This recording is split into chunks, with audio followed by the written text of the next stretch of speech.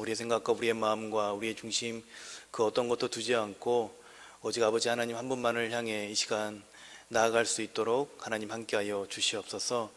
말씀을 전하는 자의 입술을 하나님께서 주장하여 주시옵고 또 듣는 자들의 마음을 하나님 주장하여 주셔서 한 성령께서 역사하여 주셔서 우리 공동체 가운데 주시고자 하는 하나님의 메시지가 온전히 전해지고 또 온전히 받아지는 은혜가 있을 수 있도록 하나님 함께하여 주시옵소서. 이 자리에 모인 또 우리 성도님들과 각 가정에서 또 실시간으로 예배를 드리고 있는 우리 성도님들 동일한 은혜를 하나님께서 허락하여 주시고 또 하루속히 이 모든 것들이 정식되어서 함께 모여 함께 하나님을 예배할 수 있는 귀한 은혜가 우리 가운데 속히 올 수 있도록 하나님 함께하여 주시옵소서. 이 모든 것 우리 주님께 의탁드리오며 다시 오실 우리 주 예수 그리스도의 이름으로 기도 올려드렸습니다. 아멘.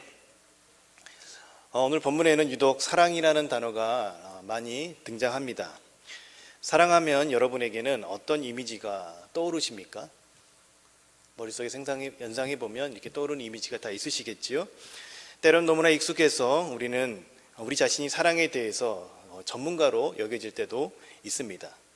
때로는 사랑이 너무나 하고파서 몸서리칠 때도 있습니다. 누구나 사랑을 하고 싶어하고 또 사랑을 받고 싶어 합니다. 이것이 비단 젊은 청년들에게만 해당하는 일일까요? 연세가 많은 어르신들이라고 해서 이 사랑이라는 것에 있어서 예외가 될 수 있을까요? 만약에 그 어르신들이 예외가 되었다면 한때 큰 히트를 쳤던 내 나이가 어때서라는 노래가 왜 나왔겠습니까? 그 노래 내용을 잠시 소개하자면 이렇습니다. 불러드리고 싶지만 야야야 내 나이가 어때서? 사랑에 나이가 있나요? 마음은 하나요? 느낌도 하나요? 그대만이 정말 내 사랑이 있네 눈물이 나네요. 내 나이가 어때서? 사랑하기 어때요? 딱 좋은 나이인데. 고마워요. 네.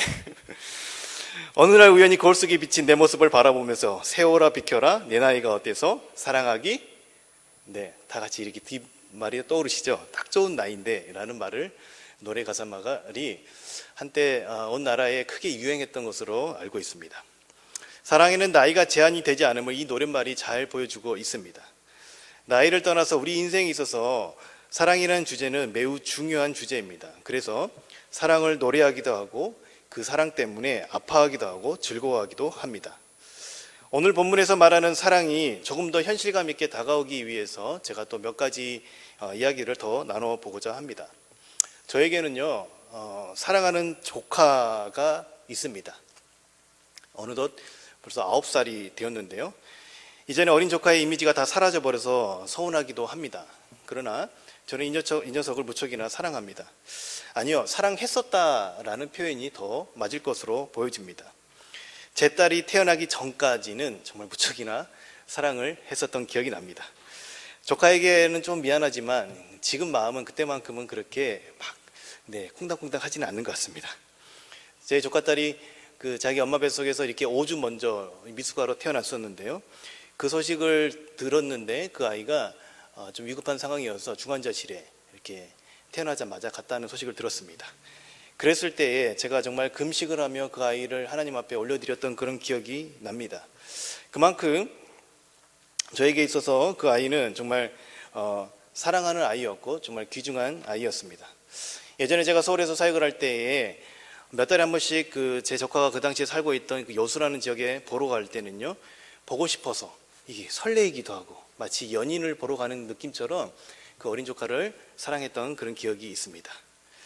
그런데 그렇게 예쁘고 사랑스럽고 귀여운 그 조카의 똥기저귀를 저는 단 한 번도 갈아본 적이 없습니다. 또한 피곤하고 졸리면 놀아주다가도 언젠가 항상 늘 저는 잠을 자러 갔습니다. 왜 그랬을까요? 저는 부모가 아니기 때문에 그런 것이죠. 저와 같은 똑같은 입장인 저의 처제가 있습니다. 저희 처제가 제 딸 첫째 딸 이름이 주은이인데요, 그 주은이의 첫돌을 이후로 예전에 제가 목회를 하고 있던 지역인 그 호주라는 곳에 직접 찾아왔었습니다. 자신의 생업을 뒤로 미루는 대가를 지불하면서까지 그 조카를 보고 싶어하는 마음에 그곳을 찾아왔던 것이죠. 그럴만도 한 것이 태어나서 6개월 만에 그 어린아이를 데리고 제가 이 호주에 갔었기 때문에 더욱 보고 싶었을 것입니다. 호주에 오기 전에 저희 처제가 제 아내에게 이런 말을 했습니다. 지내는 동안에 제 딸 주은이를 내내 자기 손에서 절대 내려놓지 않겠노라고 제 아내에게 호언장담을 했다라는 것입니다. 밤에도 자기가 꼭 안고 재울 테니까 이참에 젖먹이의 아이의 그 젖을 떼라고 말했다는 것이죠. 사실 저희 부부는 이 아이의 젖을 언제 떼야 되나 고민하고 있었던 차에 그 처제의 말을 기쁨으로 받고 제 아내가 애타게 처제 올라를 기다리고 있었습니다. 저는 그 말을 들었을 때에 제 마음 가운데 약간의 의심이 있었습니다. 왜냐하면 저도 조카가 있어 봤기 때문에 그런 것이죠. 그렇게 시간이 흘러 저희 처제가 제가 있는 그 곳으로 방문을 했습니다. 당시 제가 청년들과 한 집에서 이렇게 지내고 있었기 때문에 생활 공간이 없어서 저희 방에서 처제가 같이 지내야만 했었습니다. 그렇게 호언장담을 하며 젖을 떼는 것을 도와준다던 저의 처제는 밤마다 어떻게 했을까요? 네, 웃는 이유가 있으신가요? 본인의 말대로 매일 밤 제 딸 주은이를 안고 잤습니다. 그것도 깊은 숙면을 취했습니다. 낮에 새로운 곳을 여행하던 것이 고단했는지 매일이면 숙면을 취하는 겁니다. 결국 젖을 찾으며 우는 주은이를 달래는 몫은 제 아내가 해야 했던 것이죠. 아무리 칭얼대고 울어도 이모는 깨지 않았습니다. 저는 그런 모습을 보면서 과연 그 차이가 무엇일까라는 생각을 해보았습니다. 그것은 그 아이에 대한 사랑의 책임이 있는 것과 책임이 없는 것의 차이가 아닐까, 이런 생각을 해보게 되었던 것이죠. 그러나 제 아내는 달랐습니다. 제가 새벽에 일찍 일어나 보고 있으면 놀라울 정도로 제 아이들이 주은이나 주한이가 조금만 소리를 내어도 금방 깨어서 그 아이들을 다독거리고 있는 것을 보게 됩니다. 그것이 바로 자녀에 대한 부모의 사랑의 책임감이 아닐까 하는 생각을 해보게 됩니다. 사랑하는 여러분, 왜 부모의 사랑이 위대하다고 하는 것일까요? 저는 부모의 사랑이 위대하다는 것에 대한 근거를 그 아이에 대한 책임감에서 찾아볼 수 있다고 보여집니다. 아이가 아플 때에 한번 생각해 보십시오. 부모는 잠을 청할 수가 없습니다. 왜 그렇습니까? 그 생명에 대한 책임감 때문에 그런 것이죠. 진정한 사랑, 위대한 사랑에는 반드시 책임이 따릅니다. 그렇기에 책임 있는 사랑이 진짜 사랑이라고 감히 말할 수가 있을 것입니다. 사랑이 감정만이 아니라는 것을 우리는 조금만 생각해 보면 알 수 있습니다. 그러니까 이 감정이라는 것은 사그라들기도 하고 때로는 쉽게 변하기도 합니다. 그러나 그 사랑의 관계를 지탱하고 유지시켜주는 것은 사랑의 책임이고 그 사랑을 하고자 하는 의지인 것이죠. 진정한 사랑에는 반드시 대상에 대한 책임과 상대를 사랑하고자 하는 의지적인 결단이 함께 따른다라는 것을 알 수가 있습니다. 그렇기에 책임 있는 사랑의 모델인 부모의 사랑을 가장 위대한 사랑이라고 말하지 않나, 이런 생각을 해보게 됩니다. 아마도 우리를 향한 하나님의 사랑의 모델을 우리가 이 땅에서 찾아본다고 한다면 부모의 사랑에서 찾아볼 수 있으리라고 여겨집니다. 그러나 안타깝게도 작금의 시대를 살아가고 있는 우리에게는 부모의 사랑도 너무나 많이 깨어져 있다는 것을 부정할 수가 없습니다. 그렇기 때문에 이러한 개념들이, 이러한 부분들이 보편적으로 모두에게 잘 받아들여지지 않을 때도 있다는 것입니다. 평생 누군가를 사랑하고 누군가로부터 사랑을 받는 것이 우리 인생에 있어서 매우 중요한 이슈인데 우리는 완전한 사랑의 그 모델을 찾기가 쉽지 않다는 것이죠. 또한 사랑을 받아야 될 대상에게 상처를 주거나 또한 상처를 받기 일쑤인 것이 우리의 인생인 것입니다. 그렇게 우리 인생에 있어서 사랑이라는 것은 늘 풀리지 않는 숙제와 같습니다. 그러한 우리에게 오늘 우리가 읽었던 본문에서는 우리가 그토록 알기 원하는 사랑에 대해서 전해주고 있습니다. 그것은 우리를 향한 하나님의 사랑입니다. 하나님은 사랑이라고 전하고 있습니다. 그것은 우리가 사랑을 알고자 한다면 하나님을 알아야 한다는 것과 같은 이치가 되는 것이죠. 그런데 성경에서 하나님의 사랑에 대해서 말을 해주면서 예수님께서 하나님의 사랑 때문에 이 땅 가운데, 우리 가운데 오셨다라고 전하고 있습니다. 대체 성경에서 말하는 사랑이 무엇일까요? 왜 사랑이신 하나님이 우리를 향한 사랑의 표현으로 예수님을 이 땅 가운데 보내시고자 했던 것일까요? 그 이유를 오늘 본문 말씀을 통해서 함께 알아보도록 하겠습니다. 첫 번째로 우리를 먼저 사랑하신 하나님의 사랑을 보여주기 위함입니다.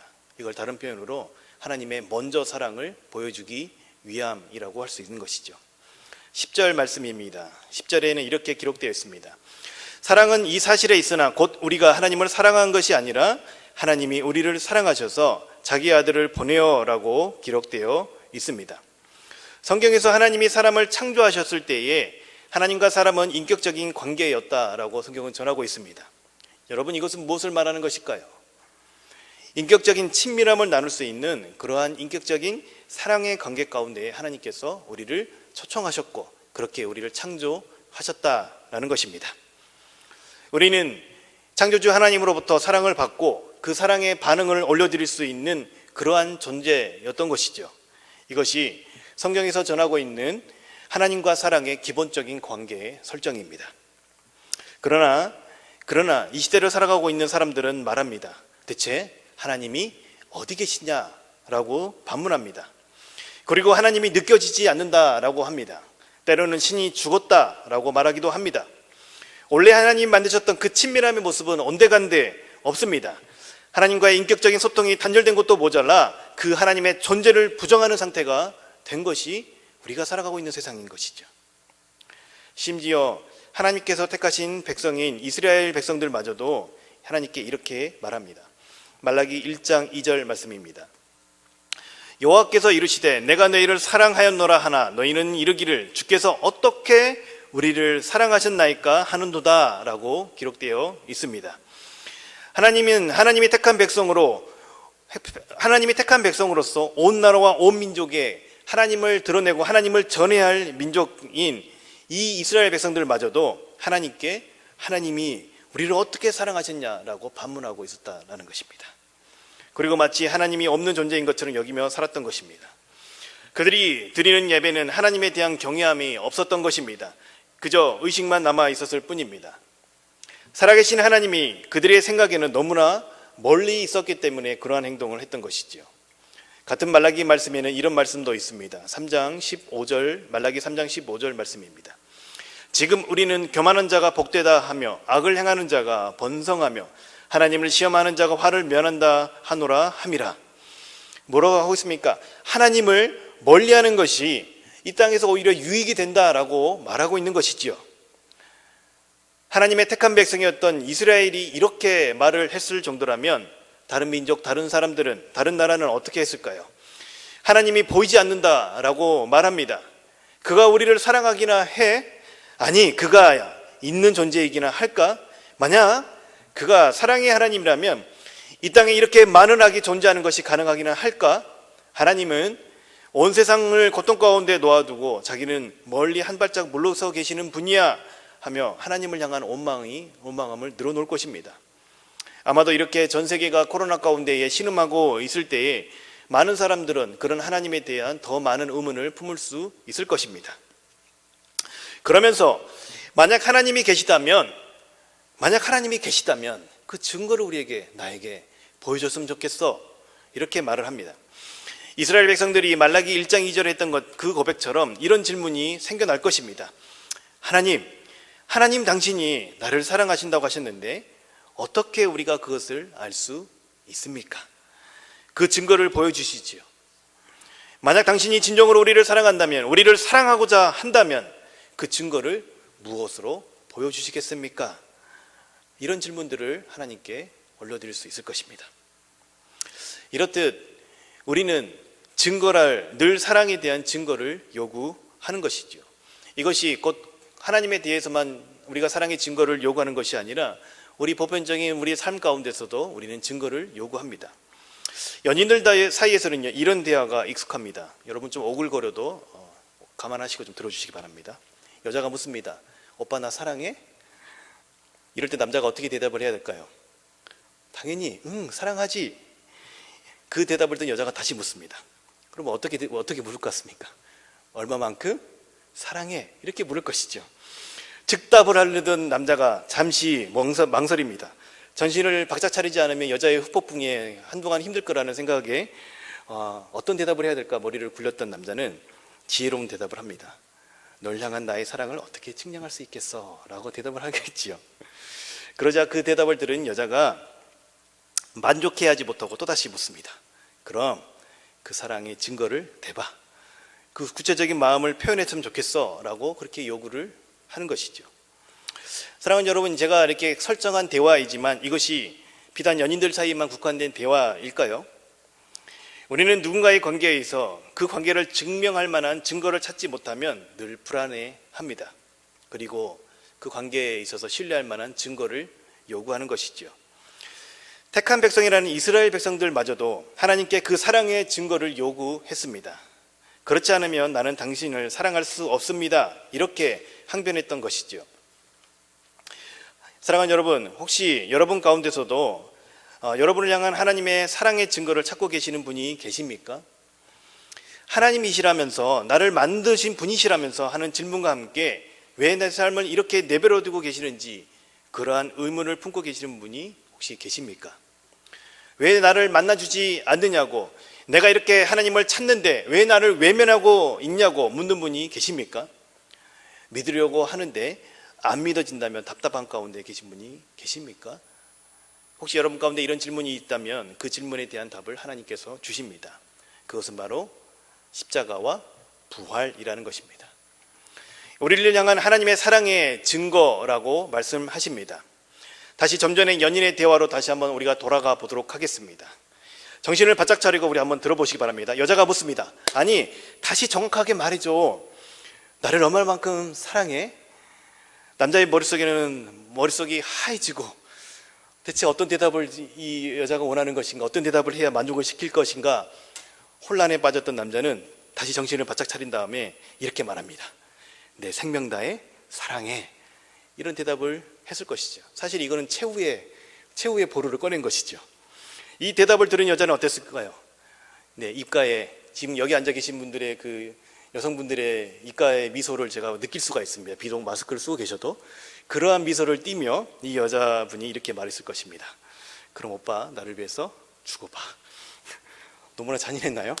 그러면 오빠가 나를 얼마나 사랑하는지 알 것 같아. 그게 제일 확실한 증거이잖아 라고 아마 그런 농담을 했을지도 모를 것입니다. 제가 좀 과한 설정을 했습니다. 그러나 맞습니다. 그런 여자의 요구에 이 남자가 자신의 생명으로밖에 증명할 수밖에 없을 것입니다. 왜냐하면 그 어떤 것도 생명보다 귀한 것이 없기 때문에 그런 것이죠. 자, 하나님의 사랑의 증거를 요구하는 우리에게 보이신 것이 바로 그리스도의 십자가의 죽음입니다. 내가 너희를 이렇게까지 사랑한다라는 것을 자신의 생명을 통해서 보이셨던 것입니다. 그리고 그 십자가의 죽음은 한 청년의 죽음이 아니라 한 사람의 죽음이 아닌 바로 하나님 자신의 죽음이셨다는 것을 그리스도의 부활을 통하여서 확증하셨던 것입니다. 하나님은 십자가와 부활을 통해서 하나님이 우리를 얼마나 사랑하시는지 보여주셨습니다.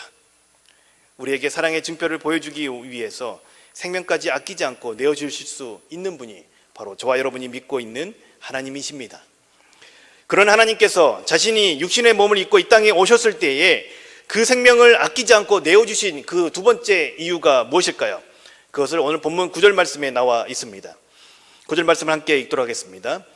하나님의 사랑이 우리에게 이렇게 나타난 바 되었으니 하나님이 자기의 독생자를 세상에 보내심은 그로 말미암아 우리를 살리려 하심이라. 아멘. 예수 그리스도로 말미암아 살게 하기 위해서입니다. 그러면 그로 말미암아 우리를 살리셔서 하나님은 무엇을 하기를 원하셨던 것일까요? 하나님께서 저와 여러분을 구원하셔서 무엇을 하기를 원하셨던 것일까요? 사실 이 부분들에 있어서 우리에게는 수많은 오해들이 있습니다.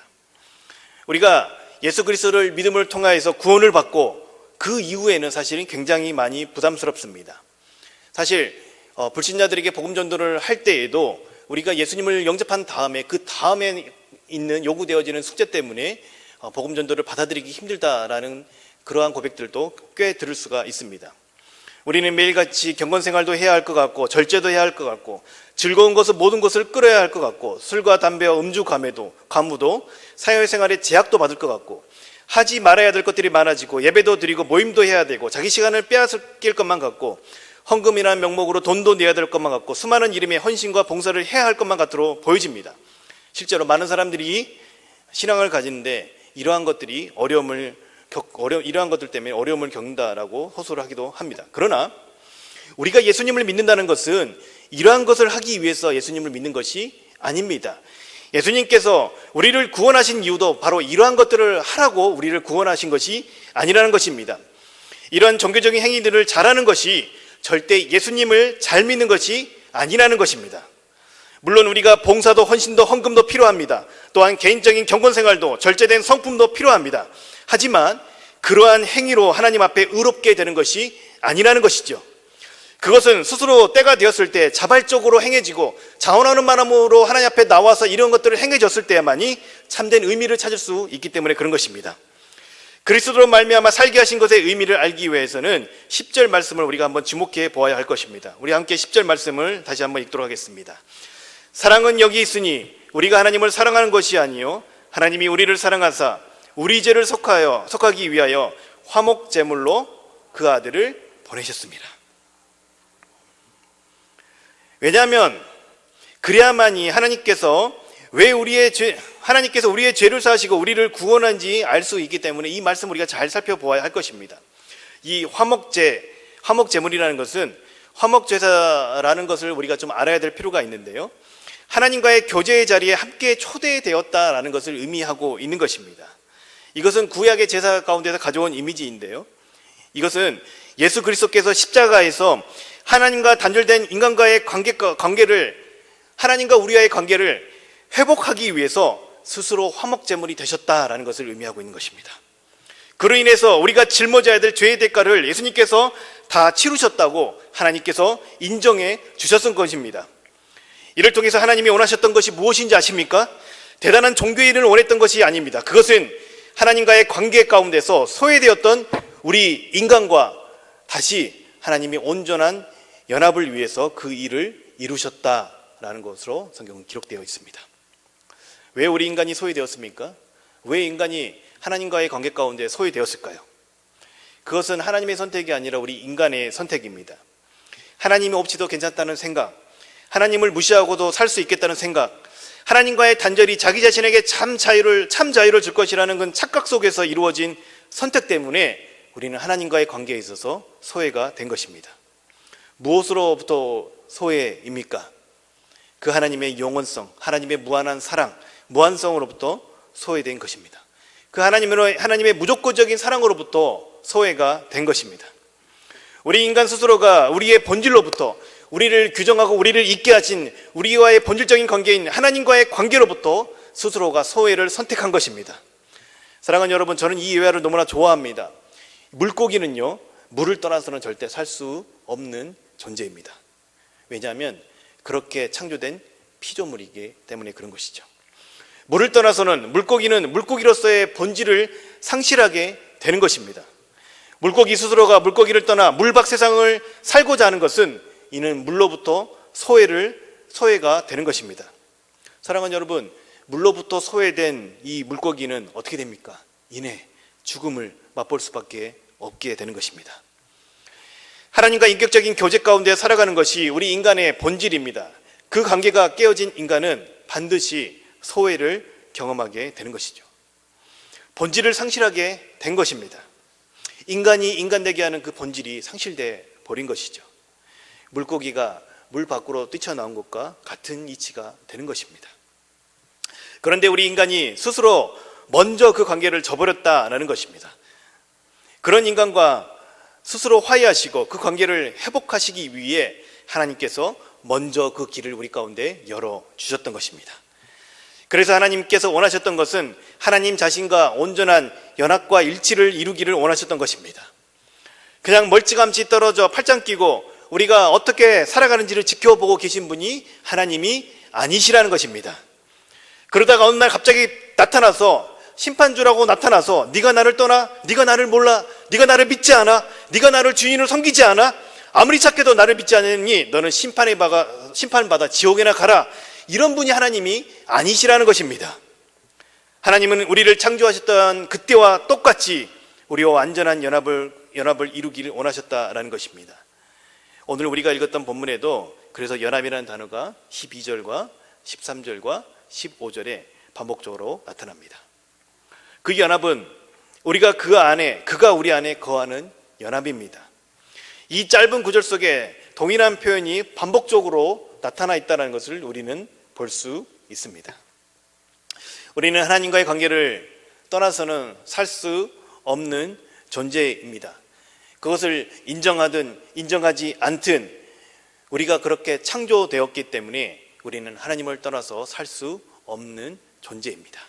그것이 우리 인간의 본질입니다. 창조주 하나님과의 온전한 연합을 통해서 우리는 살아가는 존재입니다. 하나님께서 자신의 독생하신 아들 예수 그리스도를 이 땅에 보내셔 하시고자 했던 것이 바로 이것입니다.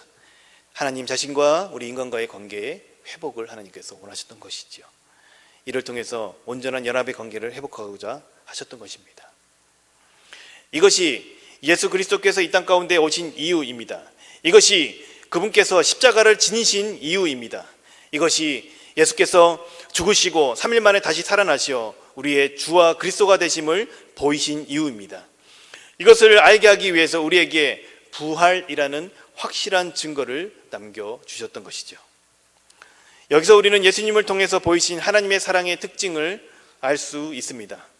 그 사랑의 특징은 먼저 하는 사랑과 책임 있는 사랑입니다. 무엇이라고요? 먼저 사랑과 책임 있는 사랑입니다. 하나님은 자신에게서 등을 돌려 떠나간 인간을 어떻게 하셨습니까? 먼저 찾아오셨습니다. 그리고 하나님의 자리를 다른 곳으로 바꾸어버린 사람들과의 관계를 회복하기 위해서 먼저 우리에게 다가와 주셨다라는 것입니다. 그런데 그분이 왜 이렇게 먼저 이것을 행해야만 했던 것일까요? 왜 그래야만 하셨던 것일까요? 창조주 하나님께서 뭐가 아쉽다고 그렇게 하나님을 등지고 외면하고 떠난 인간을 먼저 찾아오셨어야만 하셨던 것일까요? 우리는 거기에서 하나님의 사랑의 위대함을 볼 수가 있다는 것입니다. 창조주 하나님의 우리를 향한 놀라운 사랑의 책임을 볼 수가 있다는 것입니다. 하나님께서는 저와 여러분들을 온 세상을 창조하시고 보시기에 심히 좋았더라라고 말씀하셨습니다. 그리고 그 하나님은 단 한 번도 자신의 창조 세계를 포기한 적이 없으십니다. 단 한 번도 우리 인간을 포기한 적이 없으셨습니다. 언제나 창조주로서의 책임감을 느끼셨다라는 것입니다. 심지어 우리가 죄악 가운데 빠져 하나님을 외면하고 하나님이 어디 계냐고 황변할 때마저도 창조주로서의 책임 있는 사랑을 단 한 번도 거두지 않으셨다는 것입니다. 제가 설교 초반에 부모의 사랑의 위대함이 바로 이 책임 있는 사랑인 것임을 말씀을 드렸습니다. 하나님이 왜 스스로 십자가를 지셔야만 했던 것일까요? 그것은 우리가 하나님을 제대로 알고 보면 그분이 그러실 수밖에 없으셨다라는 것을 알 수가 있습니다. 왜냐하면 그분은 우리 인간에 대한 사랑의 책임을 지니고 계셨기 때문에 그런 것입니다. 그렇기 때문에 우리가 지은 죄를 대신 지시면서까지 그 십자가의 희생을 스스로 감당하시면서까지 우리를 사랑하셨다는 것입니다. 사랑하는 여러분, 누가 여러분을 위해서 생명을 아낌없이 내어줄 수 있을까요? 이 세상에 어느 누가 저와 여러분을 위해서 사랑의 책임으로 목숨까지 아낌없이 내어줄 수 있을까요? 어느 누가 그런 일을 쉽게 결단할 수 있을까요? 세상 그 어느 누가 자신을 등지고 배반한 일을 위해서 자신의 생명을 아낌없이 내어줄 수가 있냐라는 것입니다. 그러나 여러분, 우리가 믿는 하나님이 바로 그런 분이십니다. 우리가 아무리 하나님을 향한 원망을 올려드린다고 하더라도 우리를 위해 생명을 아끼지 않으시는 분이십니다. 왜냐하면 그 하나님은 우리에 대한 사랑의 책임이 있으신 분이시기 때문에 그런 것이죠.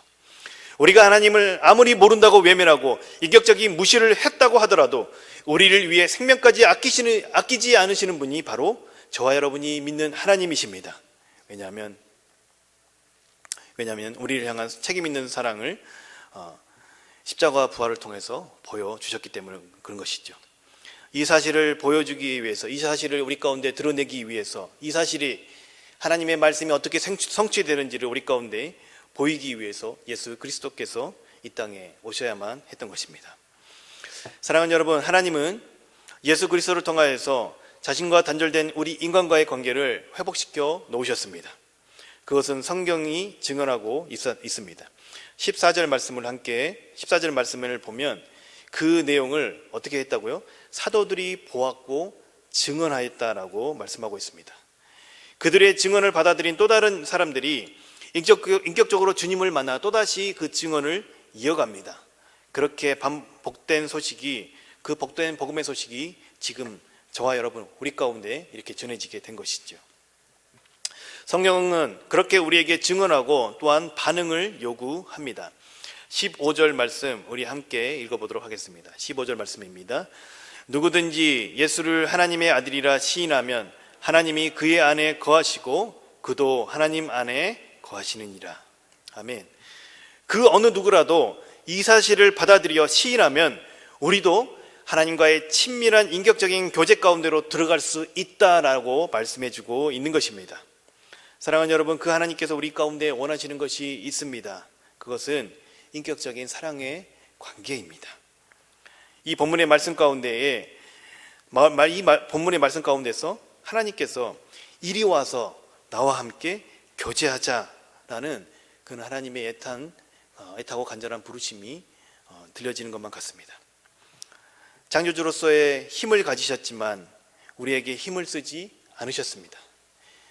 하나님은 우리를 인격적으로 대해 주시는 분이시기 때문에, 또한 인격적인 하나님이시기 때문에 우리에게 이렇게 힘으로 우리의 마음을 오게 하지 않으십니다. 그렇기 때문에 하나님께서는 자신의 사랑, 책임 있는 사랑을 먼저 보여주시고 그 인격적인 반응을 기다리고 계십니다. 하나님의 사랑을 예수 그리스도를 통해서 먼저 보이시고 우리가 그 사랑에 반응하여 나오기를 기다리고 계십니다. 이제 우리는요, 저와 여러분은 우리가 핑계할 수가 없습니다. 왜냐하면 하나님이신 예수님께서 우리의 역사 가운데 계셨고 그분이 하나님이시라는 확실한 증거를 부활로 보여주셨기 때문에 그런 것이죠. 이제 우리는 그분을 향한 원망함을 올려드릴 수 없습니다. 왜냐하면 그분께서 십자가상에서 우리를 향한 책임 있는 사랑을 보여주셨기 때문에 그렇습니다. 이제 그 사랑을 보이신 주님께 이제는 저와 여러분이 내가 반응할 차례인 것입니다. 사랑의 주님은 늘 우리 곁에 계십니다. 그렇기 때문에 우리가 그분을 창조주요 하나님이요 나의 주 나의 하나님으로 받아들이는 인격적인 반응이 있어야 하는 것입니다.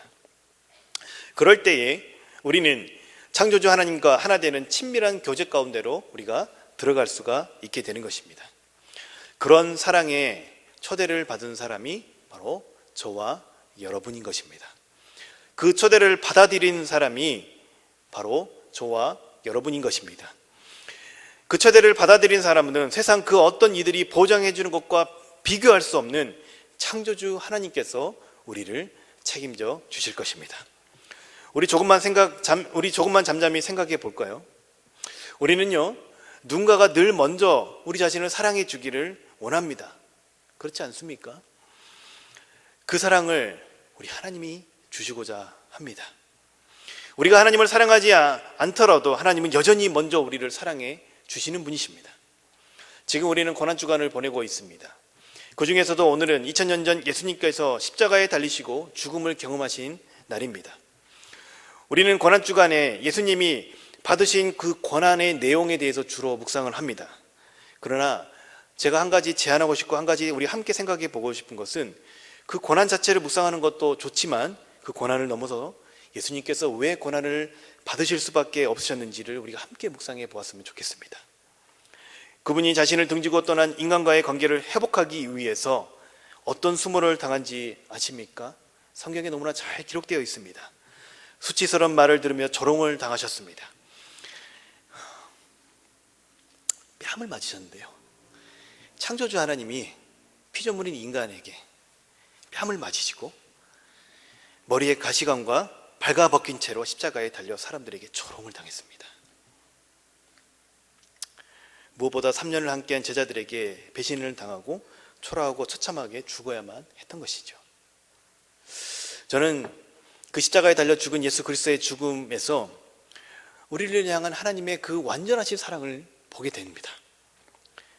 사랑의 책임이 아니었다면 창조주께서 그런 일을 당하지 않으셔도 됐던 것이죠.